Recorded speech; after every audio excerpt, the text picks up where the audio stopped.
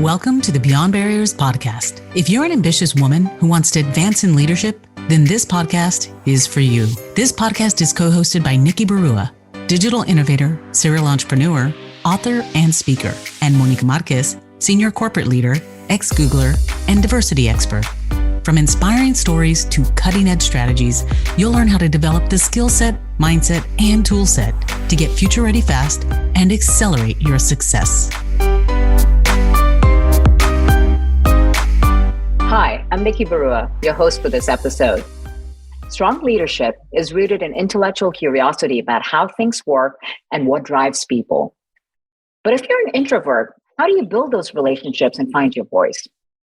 Our guest today is Shifra Ansonoff, a brilliant leader and an introvert who reveals what helped her reach the top of her industry and build a powerful professional network. Shifra believes that the key is caring about people and helping them achieve their goals rather than focusing on what you can get from them. When you follow your curiosity, you will find your way to success, whether it's with relationships or results. Shifra followed her passions even as a young mom of twins, and with the help of her supportive husband, has become a global leader in her industry. Today, Shifra is the global head of research at Preqin, carrying the remit of obtaining valuable data and insights on alternative assets, contributing to the industry's most comprehensive private capital and hedge fund data sets. Previously, she was with Contigo, BlackRock, and Bloomberg. In addition to being a top executive, Shifra has been an active mentor at Rutgers Business School, for which she received a Mentorship Excellence Award in 2018. In addition, she was also shortlisted by Waters Technology's Women in Technology and Data Awards for Risk Professional of the Year. She is a proud, lifelong nonconformist who has a lot of stories to tell us about how to build great relationships and lead a team. Visit I'mBeyondBarriers.com, where you'll find show notes and links to all the resources in this episode, including the best way to get in touch with Shifra. Hi, Shifra. Welcome to the Beyond Barriers podcast. We're so thrilled to have you here today. Thank you so much for having me. I'm really excited. Well, you have an amazing career history and amazing accomplishments. So let's just dive right in. Tell us about your formation story. Absolutely. So if there's one thing that I've learned is it's really about trusting your instincts. So with every decision that I've made throughout my life, whether it is what college I chose or what job to take, I would look at every angle of a decision. But in the end, I pursued what it is I really wanted, even if I had resistance. So I made unpopular decisions, whether when I had twins who were 6 months old, I was interviewing for a role that would require me to be in the office at 6:30 in the morning. Wow. And at the time, friends and family were really against it. Oh no, how can you do this? You know, this is, you're not going to form a bond with your kids. You're going to be working a lot. But my husband, Michael, was very, very supportive, and we made it work. We actually, in those days, we didn't have FaceTime, but we bought a TV phone. So every day after work, I would get on the TV phone and I would sing to them. And I made these little recordings for them, like Jarell and Superman, just singing to them, talking to them. And really, we have a very bright relationship. So in the end, that instinct is what kept me going. And then on the flip side, having an inkling and knowing emotionally when to get out of a situation. I tend to have a tickle in my throat when I'm in a conversation with someone and it doesn't seem quite right. It's not going where I want, or I can't trust. It's really a survival instinct that I've had to learn from my upbringing, knowing when to leave a situation, leave a job, or even a relationship. You know, what's fascinating to me about what you just shared is that you come from the world of finance and data, and yet what you're talking about is trusting your instincts and intuition. Tell us more about kind of like how have you leveraged both of those, both the, the instinctive side and also looking at data and the rational side to really gain clarity from where you were, you know, originally starting out to like really figuring out what is the right path forward for you? Yeah, absolutely. It's a great question. So I remember earlier in my career, and it's a science and an art that you kind of define over time. It was very much by the numbers. I would look at, okay, well, this is how we ran our project before. So we're going to follow these same steps. But every now and then you encounter a roadblock. And one of my managers at the time said, you know, you've got to go with the flow too. You can't always not everything is a picture perfect project or assignment. So feeling that instinct, reading the room and understanding, well, maybe we need to do something different and more adaptive, and refining that with people and relationships. It's like also your staff, you have guidelines that you're setting for a role, an opportunity, and you may have exceptions to that process. You may have situations and we need to be more flexible. We're seeing this in the job market. So all in all, really learning from reading the room more and not just looking at the data itself. Yeah. So given the space that you're in, it's a unique space to be in, and also the leadership position you hold is very inspiring to people that may aspire to that career path. First off, perhaps describe for our audience specifically what you do today, and then share with us, how did you get there? Was it a linear path, or was it a winding journey? Yeah, absolutely. So today I run the global research division at Preqin. Preqin is the home of alternatives. So we're the premier data provider on alternative assets data on private capital, hedge funds. And my remit is to gather the most up-to-date research from people in the industry who work at firms that are raising funds or investing in the industry, and gather them through journalistic conversations. It's entirely predicated on relationship building. It's all the human aspect, because a lot of this information isn't available in the public domain or in filings. And so it is about listening and interacting.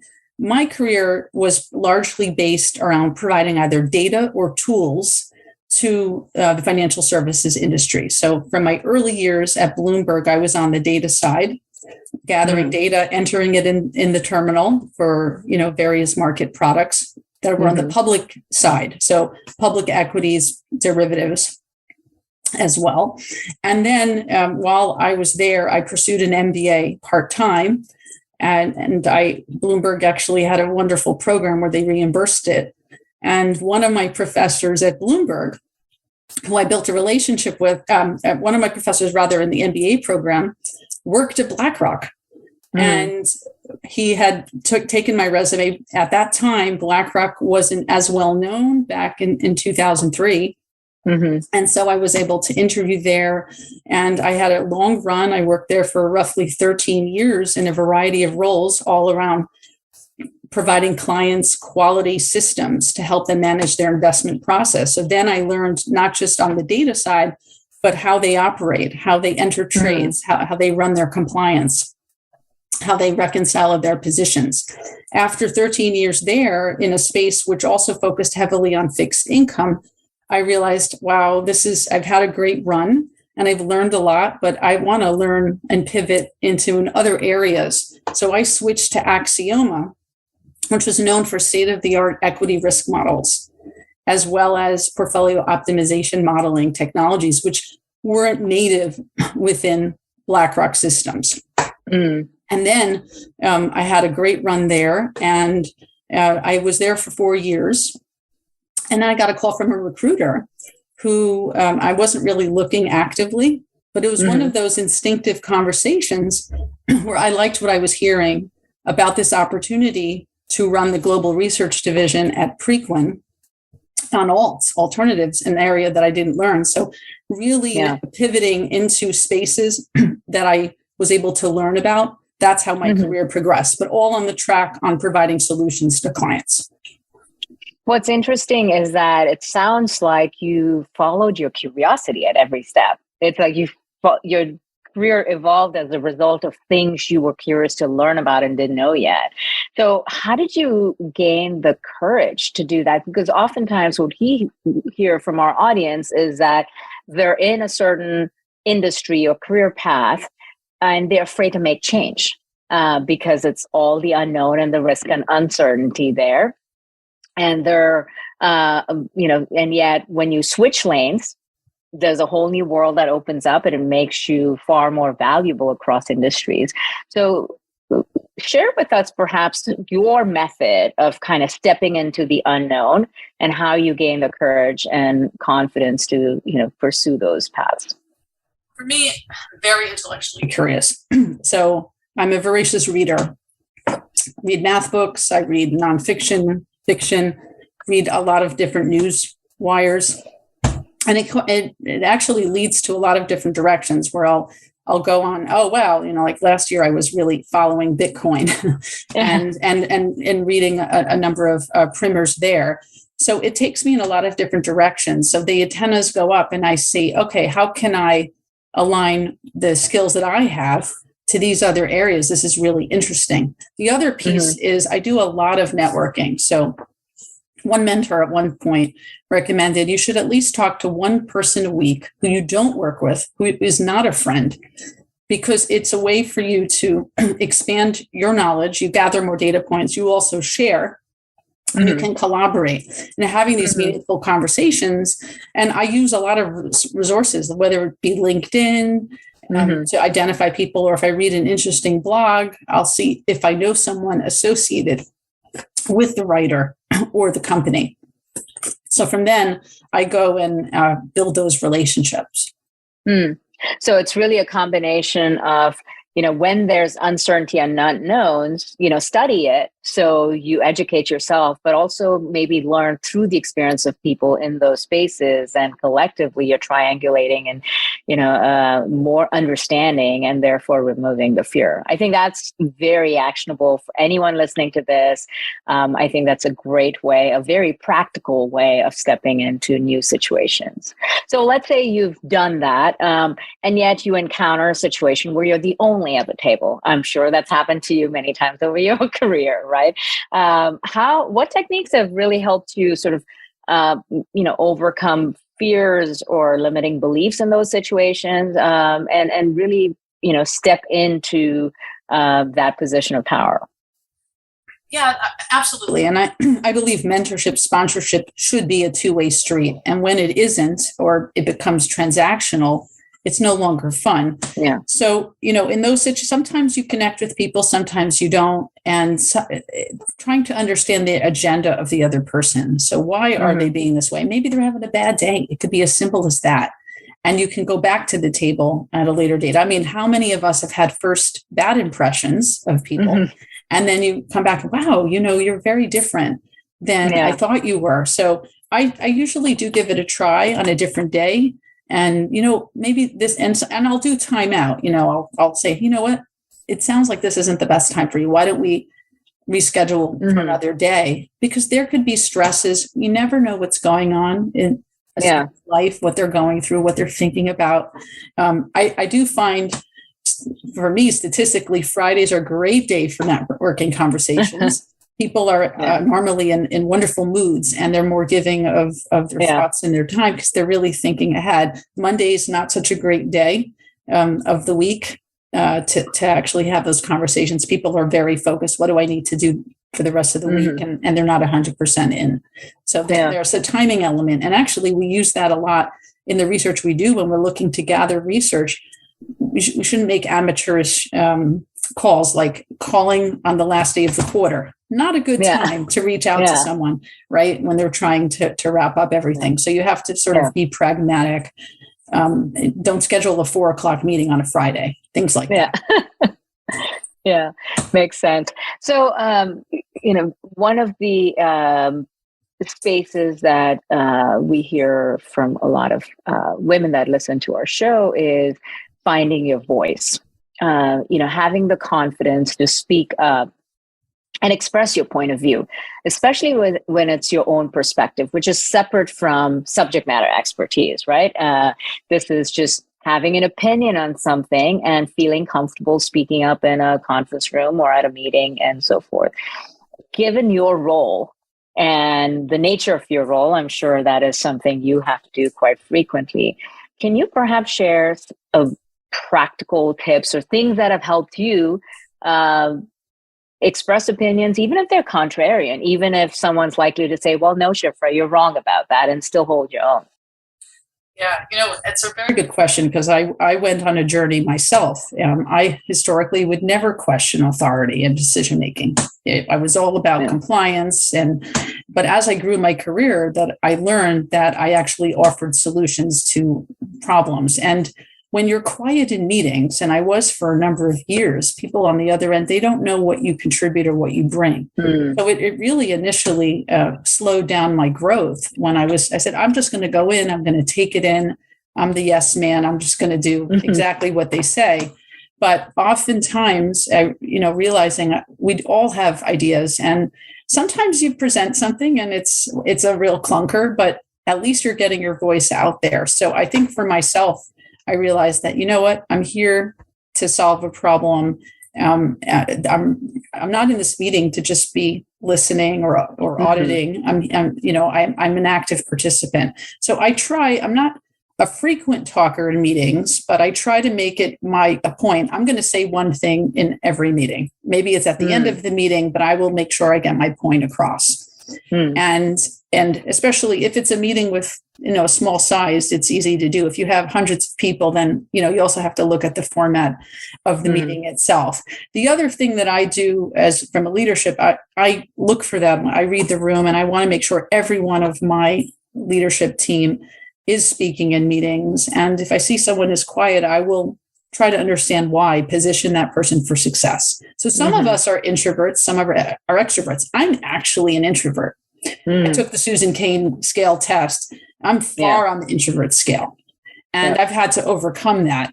And so I will talk privately with an individual, and I'll say, hey, I notice you're quiet. You have a lot of great ideas, and they're uncomfortable. Let's prep a little so then I can position you for success. So I am going to call on you in the meeting, and you're going to say something, and you'll be prepped. And doing that a few times gives people confidence. So in my world, I love, and I'll challenge ideas, but I'll ask my team to challenge mine. I said, listen, break it apart. Tell me what's not right about this. Here's an idea. Here's something I sketched, and just tell me what you don't like about it. Oh, that's fantastic. Yeah, those it's a powerful thing about not just finding your voice, but helping other people find their voice and doing it in a very pragmatic way. What if you could pinpoint the invisible ceilings limiting your success? Imagine having clarity on your strengths and barriers so you can take action and gain unstoppable momentum to advance as a future-ready leader. Well, that's exactly what the Beyond Barriers quiz will help you discover. You'll get your personalized score based on the 25 essential elements proven to accelerate success in the digital age, so you can understand what's holding you back and where to focus your efforts. The Beyond Barriers quiz is completely free and takes just a few minutes. Go to iambeyondbarriers.com/quiz and take the quiz today. So I want to pivot to talking about adapting to change. We're living in a world where everything is changing really fast. And unless we're agile and adaptive, we are going to get left behind. And you're in a space of the fintech world where things are moving at light speed with tremendous innovation. And it's not just enough for organizations to adapt, but even for individuals to stay at the cutting edge and stay ahead of the curve. What specifically do you do to constantly learn and stay ahead of the curve? What are some interesting habits, rituals, what have you, like on a daily basis, just for you, like not because your job requires it, but how do you stay at the cutting edge? Yeah, excellent question there. So I certainly, in a lot of my conversations, I will ask people, what books are you reading? And what are, some publications that you frequent? Because then I might be missing an area of the market that, and that's certainly one way. But I also look for training programs and wherever possible. I mean, when I was running a cloud operations team, I took I signed myself up. I took an Azure fundamentals course. And, I just signed up and I did that and I took the test and fortunately I passed it. But, these additional certifications, last year I did a data governance program because that was a program that we'd been rolling out and a lot of firms are rolling out in the financial space. And so I'm always looking for those types of opportunities, things that I know could fit my schedule, that touch on an aspect of work that I know that would actually benefit me, having more of the taxonomy. So one thing I was thinking about was machine learning courses, because at least to really demystify that world. Not that I'm going to be going in and coding and building these solutions, but these are technologies that we're looking at. Yeah. Yeah. So just diving right in, because, you don't have to be a practitioner to educate yourself about new spaces. And it's only when you keep learning that the dots connect as those areas unfold. You mentioned early on about your job, which required you to be in the office at 6:30 in the morning while you had young twins. Clearly, there is an approach to how you manage all the various areas of your life and are effective at execution that has served you well. That's an area that so many people struggle with in terms of, gosh, I can barely keep up with my 9-to-5 job, let alone go do an MBA on the side or take on other responsibilities. What has helped you be really effective at execution? And, what are some techniques that have served you well in terms of focusing on the right thing at the right time? Yeah. Awesome question. So I think the first is you need to listen to your body, your mind, and your heart. So for me, I'm very, I need to be well. I need to be healthy. And I need to, so I have a very fixed exercise regimen. I do yoga every day. And also really, because you need gas to power what it is that you do. And also spiritually, for me, I am a very spiritual person. And I know that whether it is helping or volunteering or working locally in our synagogue committees, these are ways that I can stay connected, and that gives me that structure. But what I also think is important is being organized. So what I do with the consistency is a lot of pre-planning. So I keep a calendar of my personal activities that I need to do and professionally. And then I back into, okay, what do I need for that? Like if we're getting passport photos or we have to renew passports in the Ansonoff household. Okay, we need to take the picture. We need that. So I break up each of my weeks into goals that I'm looking to accomplish. And if it's a big project at work, I'll break it up into sections. So today I'll read 10 pages of the white paper, and then tomorrow 10. And that way I always feel that this compartmentalizing is getting me closer to each of my individual goals by doing it in that fashion. Wow, I love that. That is truly powerful, making a big problem smaller and really figuring out when you can handle what tasks. But it sounds like you also have structures in your day-to-day life that provide the right foundation for support and well-being. Are there specific things that you do in terms of self-care on a daily basis? I know you mentioned yoga, but are there other things that are sort of your non-negotiables, if you will, that are really important from a self-care or mental health standpoint? Yeah, I mean, drinking a lot of water, quite important. Eating healthy, making sure I have my fill of vegetables, and I do reward myself. I do have a sweet tooth. So everyone knows me. I love my daily cookie or sweet, and I stay grounded because it's not always, to the letter. There are times where you want to go and splurge and have an ice cream sundae, but you do make it fun. And then at the end of the day, you do feel that accomplishment, like, oh, wow, I moved a step closer, or I helped someone find a job. Something that I do enjoy. I do a lot of mentorship of friends or anyone who's looking for work. And, if I identify talent and who do I know that might have a role for this individual. So that's something I also love to do. And I want to make sure that I'm making an impact every day in helping someone. And that is really, really important to me. Oh, that's beautiful. Speaking of helping others and building community, it sounds like both the nature of your role requires you is very relationship driven, but it's also something that you've nurtured very effectively. What is the key to building great relationships and developing a powerful professional network? That's a very good point. In terms of relationships, what I think is that when you meet someone, you need to really give your whole self to that individual. So if you're coming in with an agenda, and a lot of senior execs will see right through it, like, oh, this person is only talking to me because they want a job or this and that. You need to make it more. You talk about you as a person. Like, and what I love to do is sending notes to people. Oh, I read this article, or I'm reading this book and I thought of you, just putting yourself in. And that is really what resonates with people. I mean, anybody can, you can send a bottle of Dom Perignon to someone, but when you send a book with a note in it, wow, I read this book and I thought of our conversation the other day and I thought you should have it, that thoughtfulness is really what goes a long way. And I've built such meaningful relationships through the years in business and across groups of friends where, just letting people know, because I am busy, but that I can let them know that I've been thinking about them. Oh, that's wonderful.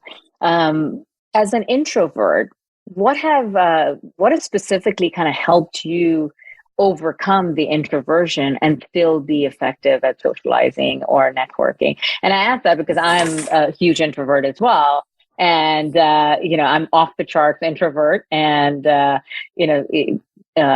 large social gatherings or heavy networking can sometimes be draining. So what has worked for you? I'm curious to swap notes on that. Absolutely. And so, one of the things I work with a performance coach, Dr. Alden Cass, and I view, I've looked very closely at what my shortcomings are. And, you take those psychology tests, and this is one of the things that showed up. And one of the pieces of advice that he'd given to me was that you need to build muscle memory on human interaction. So you do need, try to pick one person every day to talk to, could be at your company, who you haven't spoken to, and just have a conversation. Don't even talk about work. And it gets you in the mode of, okay, this is how you do things. This is how you interact. And people probably wouldn't believe that you're an introvert, or I'm an introvert. My husband thinks I gamed the test, but in reality, I mean, that's one thing. But the other piece is, because as an introvert, our energy comes from also thinking in an independent fashion. You do need to make time for yourself. So I love to read and throw myself in a book and sit by myself. And everyone in my household knows, don't bother mom when she's reading. Because you need that time for yourself, because you can't be constantly out of your safe zone, because it's out of your comfort zone, really, to have all these conversations. But I also find is what works for me is the one-on-one conversation like we're having now.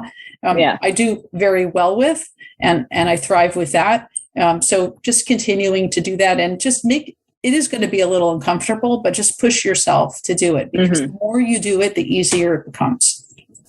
I completely agree with everything you've said. It's the same thing that I need. I need to have my daily alone time with a book as my way of sort of, rejuvenating, if you will. But I think part of it is small talk is uncomfortable versus meaningful conversations, especially when they're one-on-one. So on that, let's dive into our lightning round questions.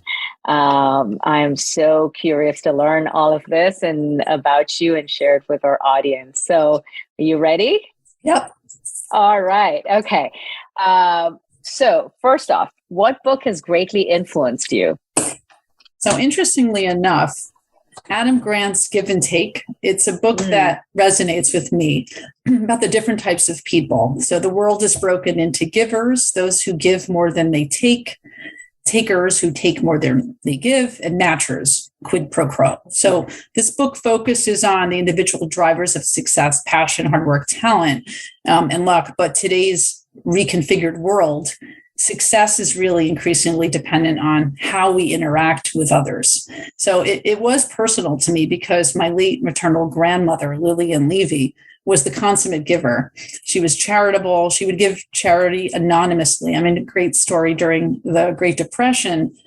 And they, everybody was suffering, but she and her father would put bottles of milk on the doorstep of of neighbors who they knew had children, but they did it quietly, and they didn't want to embarrass them. And no one knew. I mean, they would be bringing and just, that's how she learned to give. And it really inspired me as an individual. Wow. That's beautiful. What is your favorite inspiring quote or saying? Learning to love myself and not being my own worst self-critic. Yeah, I think it's it's partly imposter syndrome that so many high achievers struggle with, and then also I think women in particular are quicker to give than to give them to themselves. What is the one word or moniker you would use to describe yourself? Nonconformist. Love it. Tell us more about that. I'm always beating at my own drum, and that's what people would say, my girlfriends. So I guess it's really the creative side of my thinking. So I'll look at a problem from a very different angle. And, well, have we thought of this or have we thought of that? And say, wow, only you would come up with that. So, and it's a lot of fun because, you're not necessarily doing what everyone expects you to do. You're doing things, the way that you feel is right. That's amazing. What is the one change you implemented that made your life better? For me, it was really learning cognitive strategies that put me in control of situations, because perception means everything in terms of performance and your reaction to life and career events. Mm-hmm. Yeah, it's so true. All right. And then what power song would you want playing as you walk out on stage? Pat Benatar's Invincible. Ooh, I love it. Well, you are invincible, Shifra. This was such a delight. I love your story. I love how practical your advice is in something that everyone watching the show or listening to it can adopt for themselves and actually gain more clarity and confidence to advance in their careers as well. So thank you so much for taking the time to join us today. And we're going to keep cheering you on and looking forward to your continued successes. Thank you so much. Thank you for listening to the Beyond Barriers podcast. There are thousands of podcasts out there, and we are so grateful that you've chosen to listen to ours. If you enjoyed the show, please leave us a rating and tell a friend about it. And subscribe to get new episodes every Monday, Wednesday, and Friday. Visit IamBeyondBarriers.com, where you'll find show notes, links, and the best way to connect with our guests. See you next episode.